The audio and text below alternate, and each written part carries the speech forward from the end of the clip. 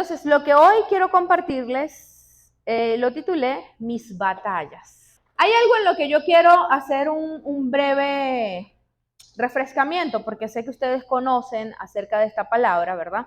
Y hemos escuchado, conocemos acerca de los 4 enemigos. ¿Amén? Amén. ¿Conocemos de los 4 enemigos? Amén. ¿Hay alguien aquí que no sepa de los 4 enemigos? Ok. Entonces yo quiero hacer un refrescamiento acerca de los 4 enemigos. Y quiero decirle algo. Voy a comenzar como desde el más bajo nivel hasta el nivel superior de esos 4 enemigos. El menos fuerte de los enemigos y de la batalla que nosotros libramos a diario se llama Satanás. ¿Y por qué? Me va a decir usted, ¿por qué es el menos peligroso? Bueno, porque ya está vencido. Jesús lo venció. Y dice que Jesús, que Dios siempre traerá al descubierto el plan de Satanás. Por eso es que debemos ser entendidos en los tiempos. Porque Él siempre pondrá al descubierto los planes de Satanás. Si no estamos entendidos, entonces no nos vamos a dar cuenta de lo que está ocurriendo. Cuando Jesús lo venció en la cruz del Calvario, y quiero hacer énfasis en que está vencido. Está vencido. Jesús dice que lo exhibió públicamente en un desfile triunfal. Cuando Jesús fue a la cruz, venció a Satanás, venció la muerte. Por lo tanto, no tiene poder y no tiene autoridad. La gente, el cristiano que se la pasa, que el diablo, que ahí viene, que ahí viene, que ahí viene, que ahí viene, le está dando autoridad a Satanás. No quiero decir con esto que usted desestime, solo que no le tenga miedo. Porque no tiene mayor poder que el que nosotros le otorgamos. Nosotros mismos le otorgamos. Cuando le damos un derecho legal, le abrimos puertas y por lo tanto, bueno, venga y haga desastre, ¿ok? Pero en condiciones normales, como dijo Jesús, ¿verdad? Ahí viene el príncipe de este mundo y nada tiene en mí. Yo debo vivir de tal manera que Satanás no tenga nada en mí. Pero si yo le abro puertas, por supuesto tendrá mucho en mí. Y entonces es allí donde comienza a ejercer ese poder y esa autoridad que no es otra que la que yo le he dado permiso. ¿Sí estamos claros? Dice Efesios 6:12, ¿verdad? Porque nuestra lucha no es contra seres humanos, sino contra potestades, ¿verdad? Contra poderes, autoridades, potestades que dominan este mundo de tinieblas, contra fuerzas espirituales malignas en las regiones celestes.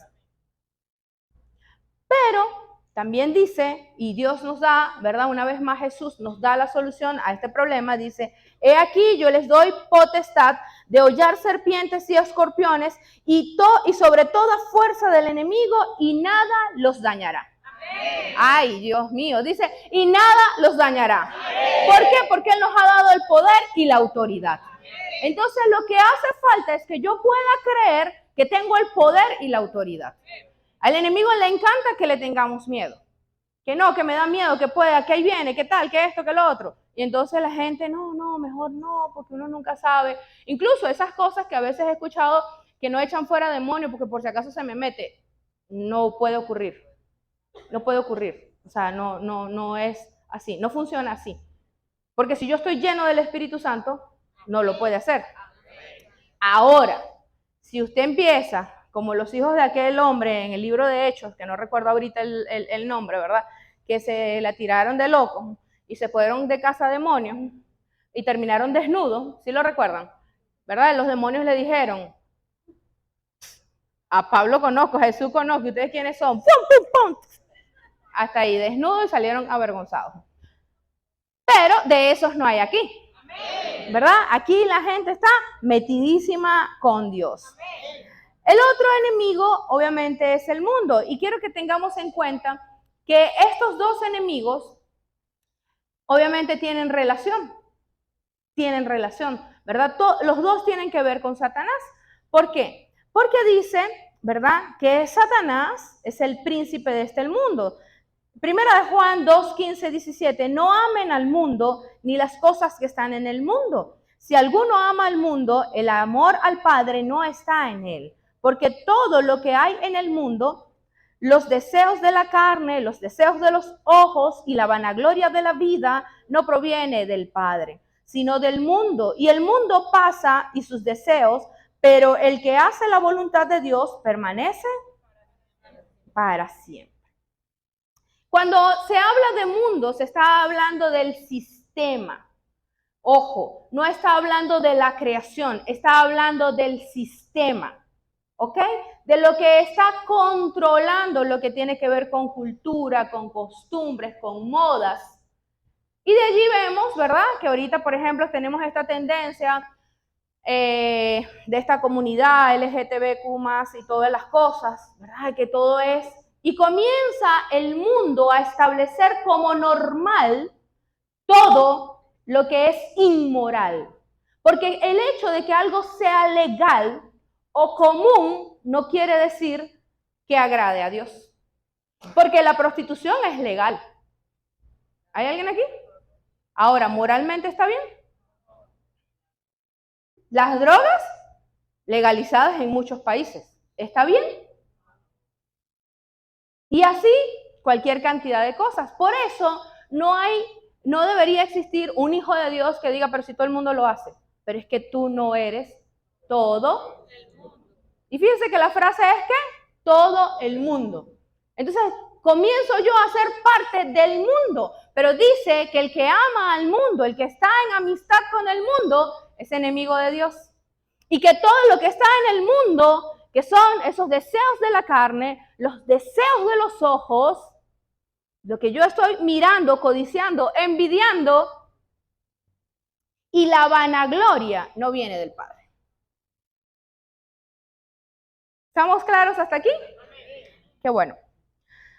Me encanta porque Jesús dijo que en 1 Juan 5:4, porque todo lo que es nacido de Dios vence al mundo.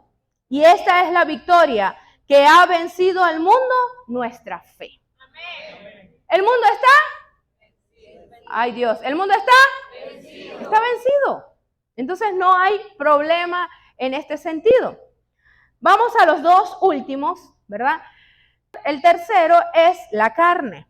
Y dice Gálatas, ¿verdad? 5:16, que anden pues en el espíritu y no satisfagan los deseos de la carne, porque el deseo de la carne es contra el espíritu y el espíritu contra la carne. Y estos se oponen entre sí, pero no hagan lo que quieran. Y luego describe acerca de cuáles son las obras de la carne. En las obras de la carne, a mí me llama muchísimo la atención que hay cosas que nosotros podíamos estar viviendo a diario. Yo sé que ustedes son gente santa. Yo digo, ustedes son gente santa. Recuerden que sin santidad nadie verá a Dios. Entonces es importante santificarse. Pero ¿qué dice Gálatas 5:19-21? Dice, ¿verdad? Las obras de la carne son manifiestas. Cuando dice que son manifiestas, quiere decir que son evidentes. Es evidente. La carne es evidente. O sea, la carne tú no lo ocultas, esa se te sale sola. Por eso es importante darse cuenta cuando estamos oliendo a parrilla. ¿Algunos han sentido ese olor últimamente? Bueno, estamos en ayuno para matar la carne. ¿Verdad? Por eso es que estamos en ayuno. Porque la carne siempre va a querer comer más, dormir más, vaguear más televisión, más serie, más, de cualquier cosa, más. Porque son los deseos de la carne. Entonces usted me dice, ¿dormir es pecado? No, dormir no es pecado. El exceso es lo que podría ser pecado, porque terminaría entonces en la pereza. Entonces dice así, y las obras de la carne son manifiestas, que son adulterio, fornicación, inmundicia, lascivia, y hasta aquí todos estos pecados sexuales, desórdenes sexuales. O sea, el desorden sexual, y escúcheme algo, usted no lo puede echar fuera, lo crucifica. Y entre estos, obviamente, va a entrar pornografía y otra cantidad de cosas que no están explícitas, pero que están dentro de eso. Incluso la lascivia es esa codicia al mirar y al provocar. ¿Hay alguien aquí? Entonces, cuidado, porque algunos llegan y dicen, no, pero yo no he pecado. Y dice, Jesús dijo, fue clarito, clarito, dijo, si ya codiciaste con los ojos, listo, pues, ya lo hiciste. Eso lo dijo Jesús. Entonces es importante tener eso claro allí. Luego dice, idolatría, y oiga, no piense que solo idolatría es que usted tenga una figurita de yeso en su casa. Porque usted podría idolatrar a su pareja, idolatrar su trabajo, idolatrar el dinero, idolatrar el deporte, idolatrar un carro, idolatrar los hijos. Y ojo, no estoy hablando de no amar, estoy hablando de idolatrar. Idolatrar es que tú pongas en el lugar de Dios a otra cosa.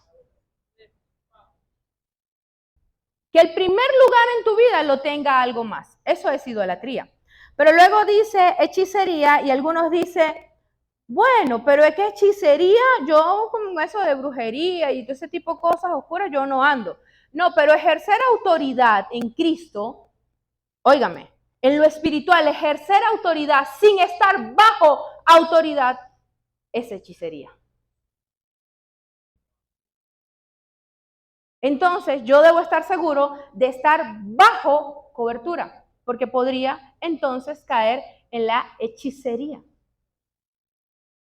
Eso lo dice la Biblia y no tengo tiempo para explicarle y darle todos los versículos, pero si usted me escribe y tiene duda, yo le respondo, no se preocupe. Le doy todos los versos que respaldan lo que le estoy diciendo. Enemistades. O sea, no puede existir entre nosotros. ¿Usted se imagina que yo veo a Claudia y voy a pasarle por un lado? No, que vi a Wilmar, no, es que esta mañana me miro feo y voy a hacerme que no la vi. ¿Qué es eso? O sea, que usted no mira al vecino, que no le habla al hermano en su casa, que... O sea, ese tipo de cosas, yo digo, nunca he procesado ese tipo de cosas. Gente que vive bajo el mismo techo y no se habla. Enemistad. Obra y no lo puedes echar fuera. ¿Por qué? Porque no se sujeta. No se sujeta. ¿Y por qué no se sujeta? Porque no es un espíritu. Hay espíritus que obviamente influyen y atacan para que se provoquen estas cosas, sí. Pero esa cosa en específico no la puedes echar fuera. La tienes que crucificar. La carne se crucifica, diga conmigo, la carne se crucifica. Pleitos, celos, iras, contiendas, disensiones. Entonces fíjese, pleitos, celos, iras, contiendas, disensiones. Este grupito anda junto. Todo es un rollo, todo es una pelea, todo es un problema. ¿Usted qué cree que es eso? Carne, pero eso viene del orgullo. Eso hay que crucificarlo. Crucificarlo. No existe otra manera. Usted no le va a decir, pleito, te vas. No se va a ir. Hay que crucificarlo. O sea, y eso obviamente tiene una raíz en el corazón. O sea, ¿cuál es la necesidad de estar en contienda? Pero el orgulloso es contencioso. Siempre está buscando pelea. Ahí comienza la raíz. Herejías, explicarlo, ¿verdad? O sea, tergiversar la palabra para ponérselo allí facilito. Envidias, lo hablamos ayer.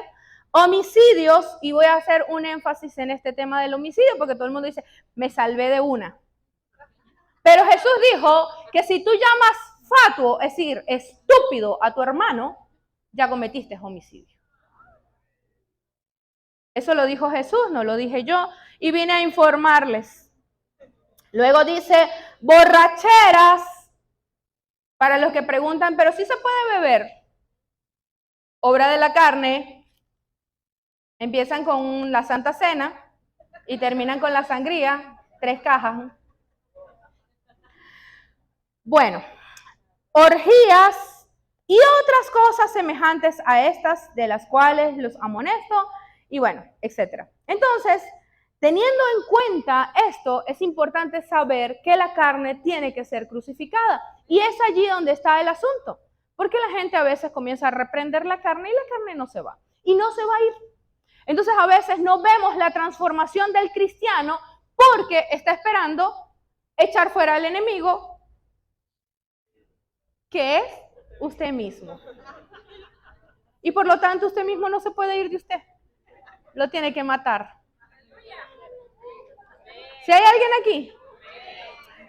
El mismo Juan decía, ¿verdad? Es necesario que yo mengüe para que el otro crezca. Y estaba hablando de Jesús. Yo tengo que morir para que Jesús crezca y poder decir aquello que decía Pablo, mas ya no soy yo, Cristo vive en mí.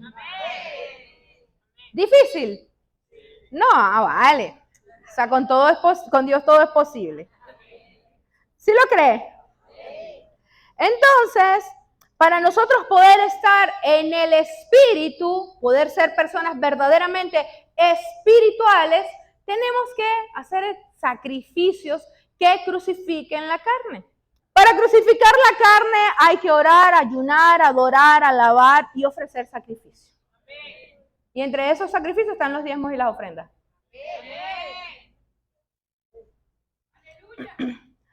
Cuarto enemigo y el más peligroso de todos. Pablo dijo, ¿verdad? Ten cuidado de ti mismo y de la doctrina. Persiste en ello, pues haciendo esto te salvarás a ti mismo y a los que te oyeren. 1 Timoteo 4:16, perdón si no lo mencioné. Pablo dijo, ten cuidado de ti mismo. O sea, lo más peligroso que hay en su vida, la batalla más cruenta que usted tiene es con usted. Y eso es todos los días. Divertido, ¿verdad? Esas son nuestras batallas, muchachos. Esas son nuestras batallas. Y por eso el yo no se va a ir. Usted no le fuera aquí yo. No. Por eso minimizo el tema de Satanás, porque obviamente si yo soy una persona que camina en santidad, que busca santificarse, justificarse por la sangre de Jesucristo, está en el ayuno, está en la oración, está en la alabanza, está en la adoración, está ofreciendo sacrificio constante, por lo tanto vamos a morir sí o sí. Me encanta que Pablo decía, cuídate de ti mismo, porque es necesario por tu bien y los que te escuchan en tu grupo, a todos los que le predicas. ¿Por qué hay mal testimonio del cristiano? Porque no se ha cuidado de sí mismo y entonces trae mal testimonio. Y la lucha más cruenta que tenemos es con nosotros mismos. ¿Sabe qué es? Heavy. Desarrollar verdadera humildad. ¿Usted quiere ver a alguien que verdaderamente ha muerto? Porque cuando tú has muerto, ¿a ti qué te importa lo que dice la gente? O sea, ¿qué te importa lo que la gente pueda decir? Si tú estás seguro, y por eso es que nosotros debemos crecer en nuestra identidad en Cristo. Sacar de lo interno para meter de lo de Él y desarrollar verdadera humildad. ¿Por qué? Porque si me suben o me bajan, no me importa porque no estoy por una posición. Porque yo sé cuál es mi identidad, no mi posición, sino mi identidad. Obviamente, a la carne eso no le gusta. Su meta tiene que ser decir, ¿verdad? Ya no vivo yo, mas Cristo vive en mí. Por lo tanto, no hay tal cosa como que me moleste, que me dicen, quítate, ruédate para allá, siéntate aquí adelante, quedaron 2 sillas, otra vez. No me molesta. Que dijeron algo que yo no hice. ¿Cómo me va a molestar si yo no lo hice? Dice que bienaventurados los que por mi causa son vituperados. Ahora, la palabra de Dios dice, y aquí es donde quiero que usted esté atento, ¿verdad? Porque la palabra de Dios dice en el libro de Oseas, mi pueblo perece por falta de conocimiento. Mi pueblo perece por falta de conocimiento. A veces la gente desestima la lectura de la palabra. Y algunos utilizan mal el versículo donde dice que la mucha palabra mata, la mucha letra mata. No, la mucha letra es el que se vuelve legalista. Pero la palabra revelada transforma. Porque usted lee y la Biblia dice que la palabra es como martillo hasta que rompe la roca. Que la palabra es espada de doble filo que penetra hasta lo profundo de los huesos y rompe las coyunturas. Dice que la palabra es viva y eficaz, está viva. Que todo pasará en esta tierra, pero su palabra no pasará. O sea, cuando usted entiende eso, no puede desestimar la palabra de Dios. Pero algunos se dan a la tarea de no leer la palabra, sino solo de escuchar lo que otro interpreta. Cuidado, de allí escuchamos a gente diciendo, no se mueve, la Biblia dice que no se mueve la hoja de un árbol sin que Dios... Yo quiero que usted me consiga el versículo. No existe. Que la Biblia dice, ayúdate que yo te ayudaré, no existe. Y hay infinidad de cosas que la gente anda diciendo, que son dichos populares, y dicen que la Biblia lo dice. ¿Pero por qué? Porque escucharon a alguien decir algo de manera incorrecta y como no lee la Biblia, se quedó con el dato erróneo. Mi pueblo perece por falta de conocimiento. Otra palabra, otra traducción dice, mi pueblo perece por falta de profecía, de dirección. Entonces, cuando el pueblo de Dios no conoce o desconoce cómo actúa su enemigo, cómo trabaja, porque ya sabemos que el diablo existe, todos los que están aquí están absolutamente claros que Dios es real y el diablo también, ¿verdad? Pero sabemos que mayor es el que está en mí. Lo que tengo que asegurar es que esté en mí. Pilas allí. Ahora, ¿cómo actúa Satanás? Siempre hace lo mismo. Satanás es absolutamente cíclico. Dese cuenta en su vida y usted tiene que aprender a identificar los ciclos en su vida. Y usted debe saber cómo funcionan esos ciclos. Esos ciclos pueden repetirse cada 2 años, cada 3, cada año. Usted tiene que comenzar a hacer cuentas, a evaluar y decir, ¿por qué estoy volviendo a pasar por lo mismo? Estoy volviendo a pasar y va a pasar todas las veces que sea necesario hasta que apruebe. Gracias, o sea, pero quieran aprobar, muchachos. Por favor, hasta que apruebe. Eso es así, él siempre va a actuar con lo mismo. Lo disfraza, pero al final siempre es lo mismo. Entonces dice en Juan 10:10 que el ladrón vino para robar, matar y destruir. ¿Y qué hace Satanás? Quiere robar tu fe, robar tu gozo y robar tu paz.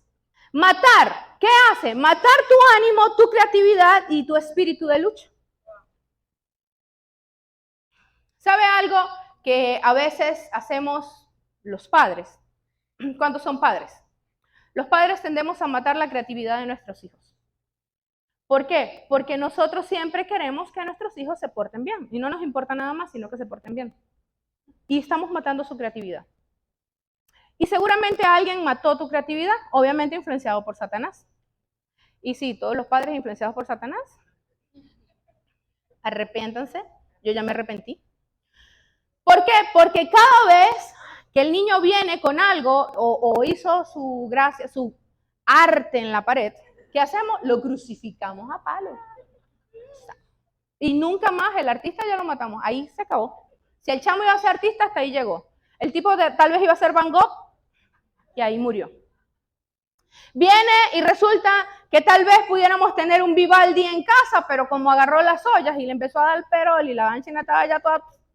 Hasta ahí llegó.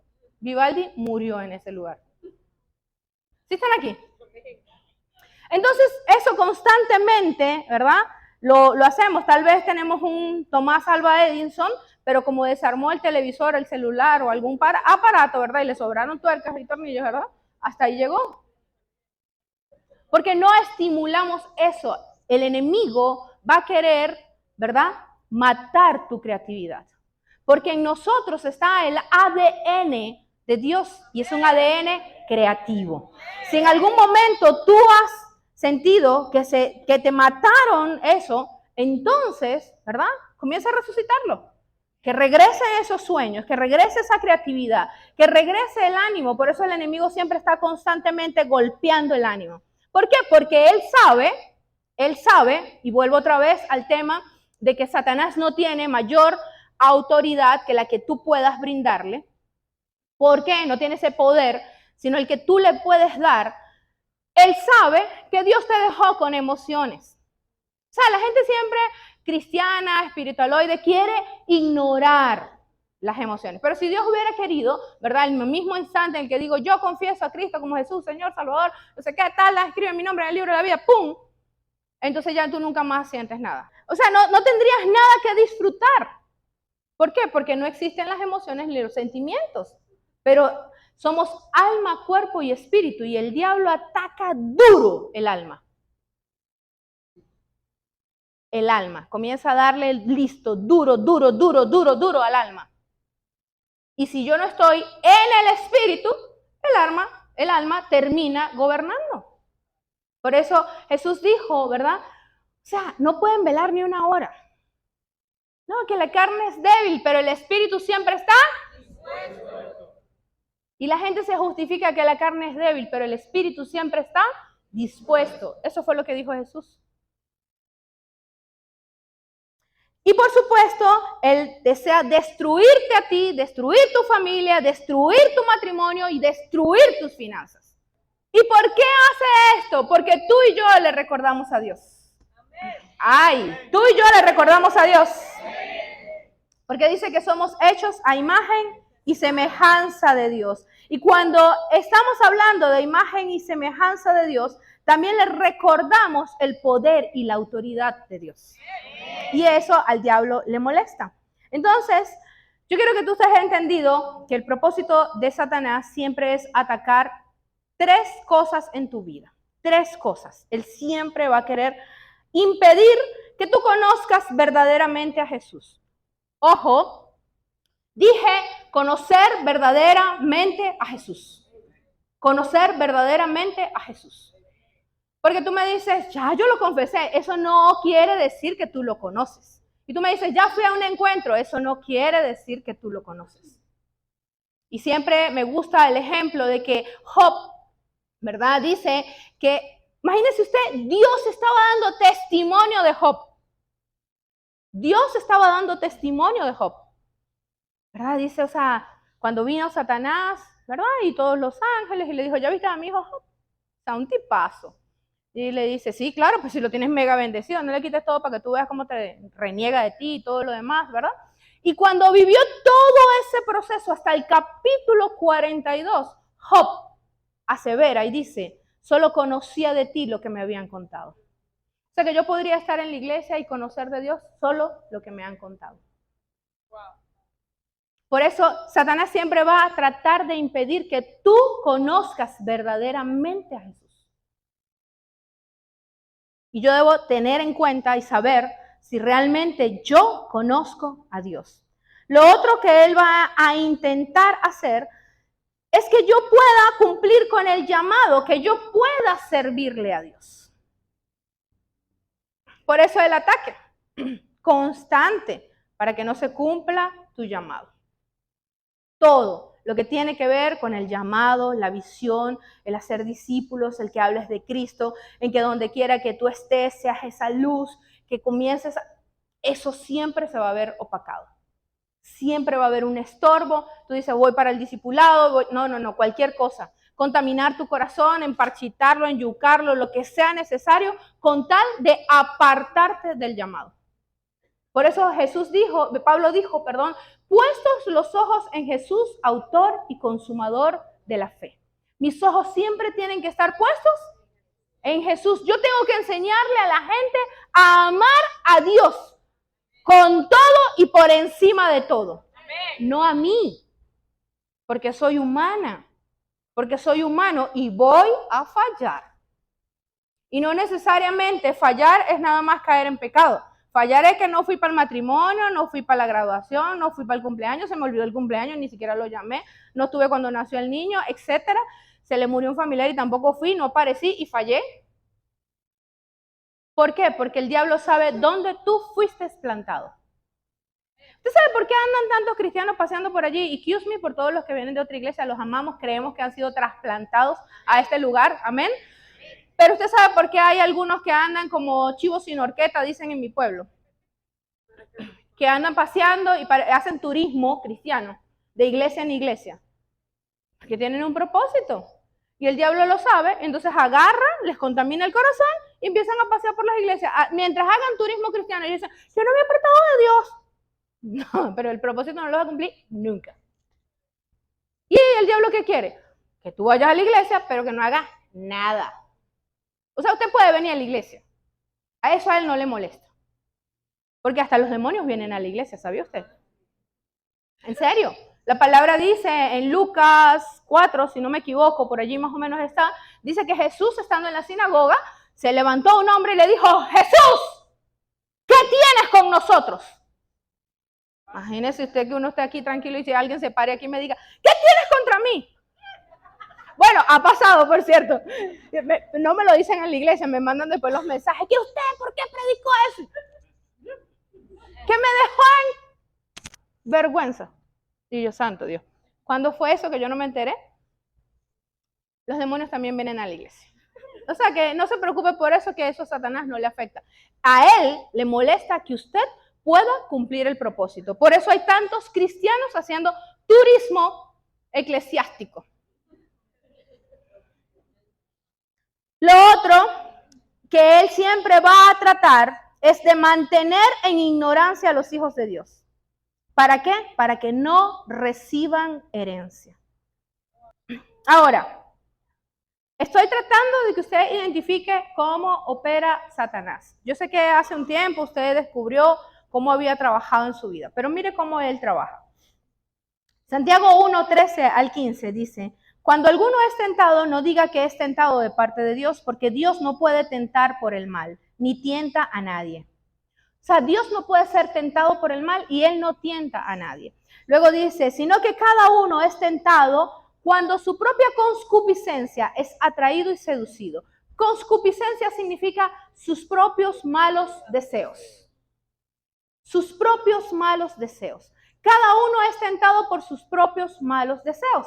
El que era drogadicto es tentado con droga. El que era mujeriego es tentado con mujeres. La que era hombriega, ¿verdad? No sé cómo se dice eso, pero es tentado con hombres, obviamente. El que le gustaba la plata, plata. O sea, el que es glotón, comida. El que era borracho, cada uno es tentado por sus propios malos deseos. No hay otra. No hay otra. Entonces, ¿de qué se tiene que cuidar usted?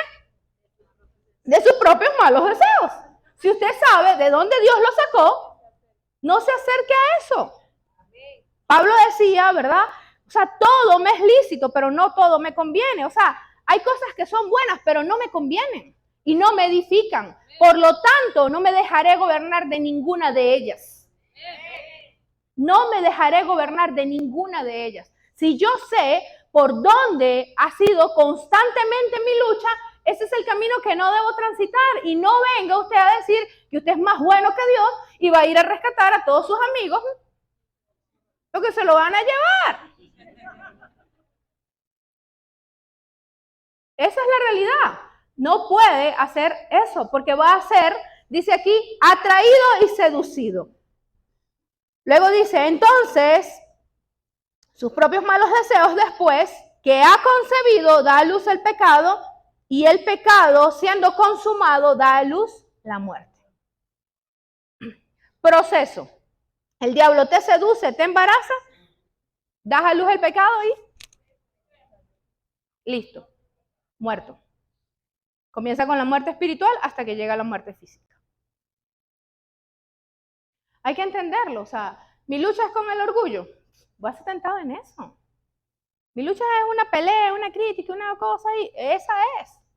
Y ahí va a ser una y otra vez, hasta que venza. Siempre va a trabajar lo mismo, ¿verdad? Entonces es atraído, ¿eh? O sea, de una vez, o sea, el pecado, ¡pum!, se te presenta y tú. Y no necesariamente tiene que ser una mujer o un hombre. O sea, es la plata, es la posición, es el negocio ilícito, pero de una vez que tú lo ves, ¡oh!, tú dices, ¿será de Dios? Oye, si es ilícito, brother, o sea, no hay que tener dos dedos de frente para entender que Dios no está ahí. Es importante saber cómo funciona. ¿Por qué? Porque Él siempre va a buscar la manera, obviamente, de comenzar a acosarte, a atormentarte, esclavizarte, te ensucia, te mancha, te engaña, te debilita, hasta que ya estás frito, muchacho. Otra vez como cuando estabas en el mundo. Siempre es la misma estrategia, no la cambia. Y eso está en la escritura, no la cambia, es la misma. Es exactamente la misma. Y repite el ciclo, y repite el ciclo, y repite el ciclo, hasta que tú decides romper con el ciclo.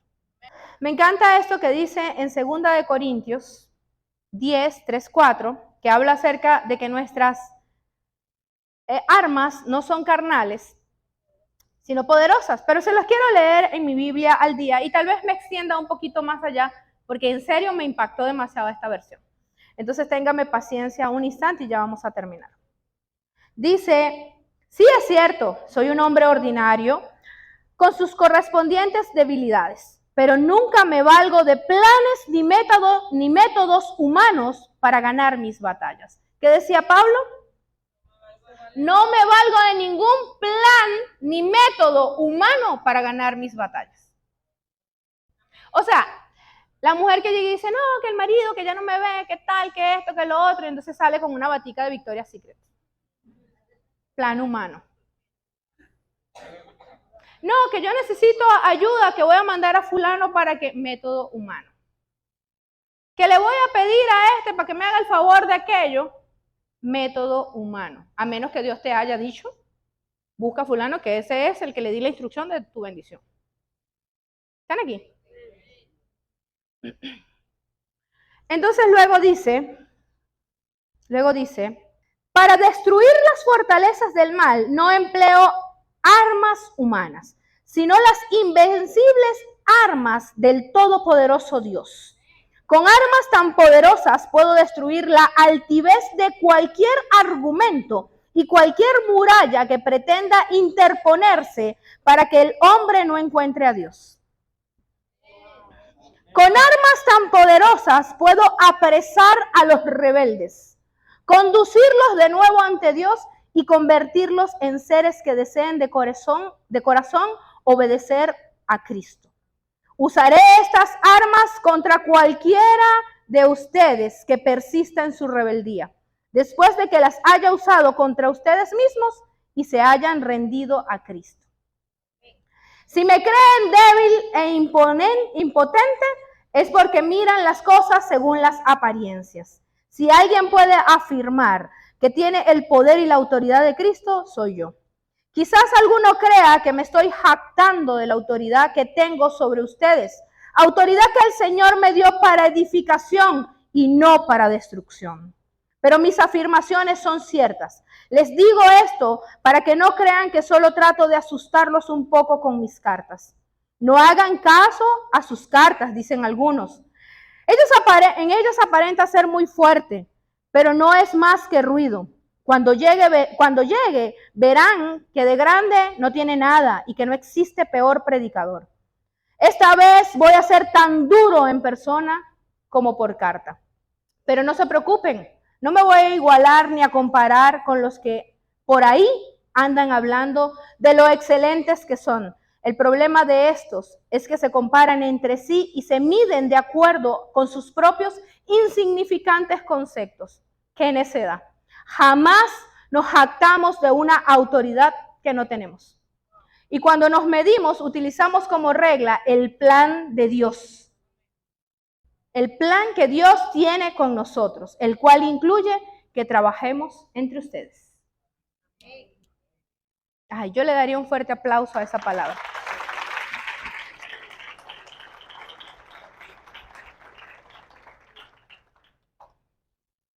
Nuestras armas no son carnales. Nuestras armas son poderosas para destruir argumentos, fortalezas, altivez, todo lo que se opone en el camino del propósito de Dios. Eso está hablando Pablo. Todo lo que se está oponiendo, ¿para qué? Para poder cumplir el propósito de Dios.